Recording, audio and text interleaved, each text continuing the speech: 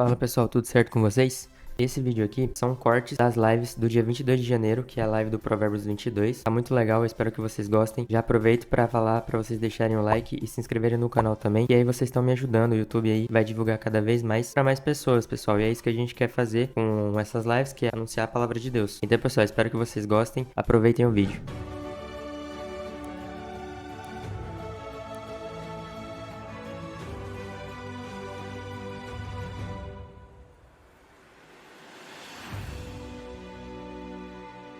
Graças a Deus estamos aqui para mais um estudo, sempre buscando conhecimento e aplicando ele sempre na nossa vida para que a gente seja pessoas mais sábias. Gente, Provérbios é um livro que é interessante. Ele repete muitas coisas, né, como a gente pode perceber, só que são coisas que precisam ser repetidas. O sábio, ele está constantemente em aprendizado. A gente tem uma certa mania de esquecer as coisas. É bom que o livro de Provérbios sempre repita, né, as mesmas coisas ali, os mesmos princípios. Até porque são princípios que a gente que está querendo adquirir a sabedoria, a gente quer seguir eles, né? A gente precisa seguir eles, então a gente precisa saber eles de cor e salteado. Eu separei aqui o versículo 3, né? Fala o seguinte: um homem prudente prevê o mal e esconde-se, mas os simples passam e são punidos. Então, gente, aqui fala sobre o homem prudente, né?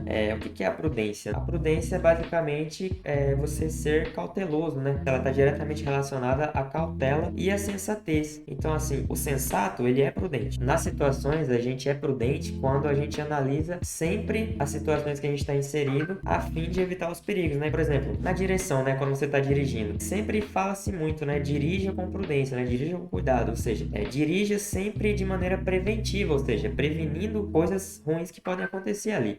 Né? Então, basicamente é isso a prudência. No versículo 3, ele vai falar sobre o contraste, né, entre o prudente e o simples, né? O simples quer dizer uma pessoa ingênua. Uma pessoa que é mais ingênua, né, mais tola, ela, na grande maioria das vezes, não pensa nas consequências dos seus atos, né? Não pensa nos perigos que podem ocorrer ali nas situações. Como fala no versículo, eles vão ser punidos. Eles passam diante da situação sem calcular nada e eles vão ser punidos, né, por isso. O prudente, né, em contrapartida ali, ele tem a cautela de se precaver, né? Ele é uma pessoa sensata. Ele se previne contra qualquer tipo de mal, porque a prudência está no reconhecer que alguma coisa pode dar errado. Os tolos, eles agem como se eles estivessem 100% certo, como se nada tivesse errado e como se nada pudesse acontecer. Só que a humildade do homem prudente evita que essas pessoas sejam punidas por isso. A humildade, né, ela traz bonança para a vida do justo, né, para a vida do humilde, né, do prudente. Versículo 6, pessoal. Ensina a criança no caminho que deve andar e ainda quando for velho, não se desviará dele. Aqui a gente vê a importância do bom exemplo. Uma educação efetiva, digamos assim, é a educação que a gente tem na nossa vida através dos exemplos que a gente vê, né? Aqui fala sobre a importância dos pais darem bons exemplos, né? Porque o que acontece? Temos dois papéis, né, muito importantes na vida, né? O papel de pai e o papel de filho. Os pais, eles devem sempre instruir o filho a fim de que eles andem nos caminhos do Senhor. Então,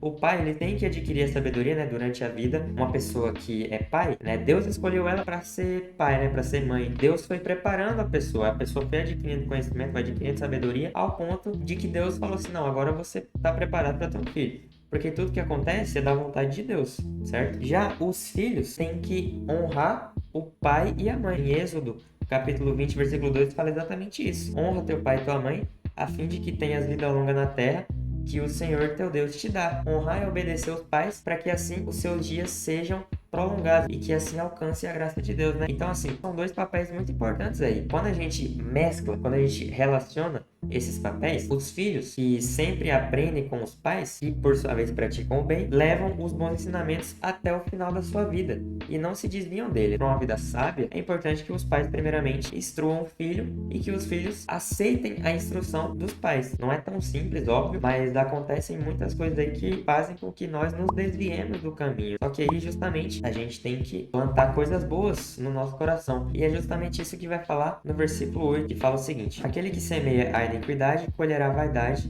e a vara de sua ira falhará. Aqui fala basicamente, né, sobre aquela lei que é a lei do plantio e da colheita. Fala basicamente o seguinte: aquele que planta a maldade, colhe maldade e, por sua vez, vai ser vítima dessa própria maldade. O perverso, ele é castigado pela sua própria perversidade. Em Provérbios 5, no versículo 22, quanto ao perverso, as suas iniquidades o prenderão e com as cordas do seu pecado será detido. Então a iniquidade do perverso castiga ele mesmo, prende ele, faz com que ele esteja preso ali no mundo de maldade. Então temos que semear, né, plantar e semear coisas boas para que a gente possa desfrutar sempre do amor de Deus, né? Porque é daí que vem as coisas boas. O amor de Deus é benigno. Aqui eu separei também uma passagem, né? Do versículo 17 ao 21. Fala o seguinte: inclina o teu ouvido e ouve as palavras dos sábios e aplica o teu coração ao meu conhecimento. Fala inicialmente sobre estarmos atentos à sabedoria e aplicá-la na nossa vida, porque será agradável se as guardares dentro de ti, se aplicares todas elas aos teus lábios, para que a tua confiança esteja no Senhor.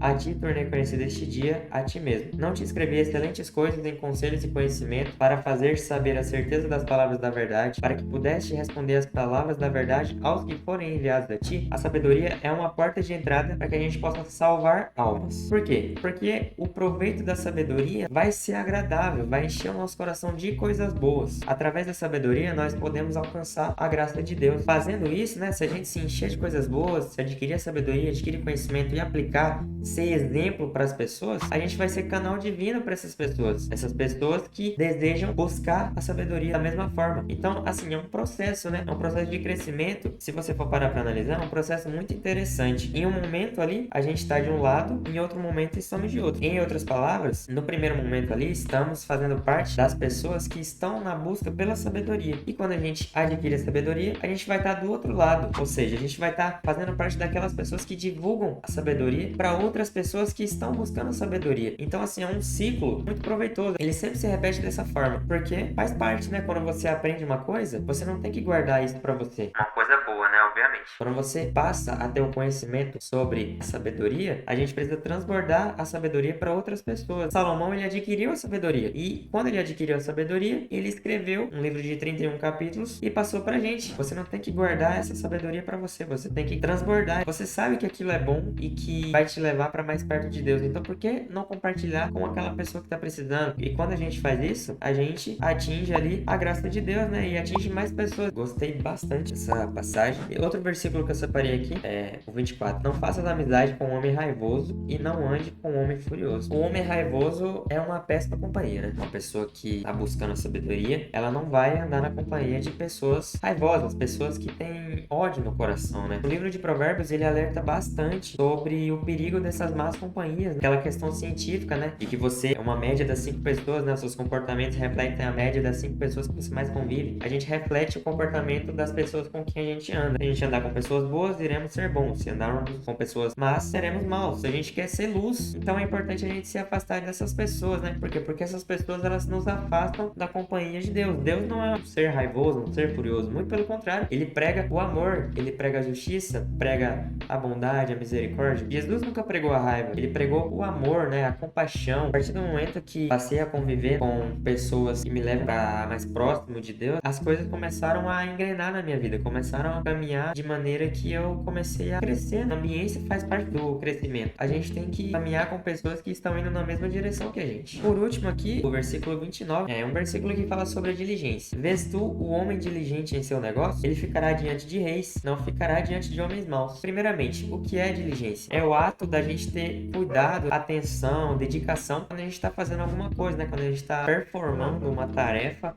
ou uma obrigação que seja, né? Você tem empenho em tudo que você for fazer. Sempre que a gente dá o melhor que a gente pode dar, a gente vai ter um resultado positivo. É certo, né? O homem diligente é enriquecido pela sua diligência. Em Provérbios capítulo 10, fala assim: o que trabalha com mão ociosa empobrece, mas o que trabalha com diligência enriquece. Capítulo 21, fala assim, versículo 5: os pensamentos do diligente tendem à abundância, mas os de todo apressado somente à pobreza. Então, pessoal, a diligência é fazer as coisas de bom grado, o seu melhor. Sempre faça o seu melhor, que você sempre vai se dar bem em todas as situações. Seja sempre proativo em tudo. Exatamente, a proatividade está relacionada à diligência também. Proatividade, né, é o ato de você fazer as coisas antes que alguém fale, por exemplo. E isso é muito bom. Promove um ambiente de paz na nossa casa. É uma coisa que somente as pessoas de coração ensinável vão absorver. Então, é muito importante que a proatividade seja atrelada à sua vida, porque é uma coisa muito proveitosa para todo mundo. A cidade se alegra quando você é proativo. Pessoal, esse foi o nosso estudo de hoje. Durmam bem, bebam água, Deus abençoe. Até a próxima live.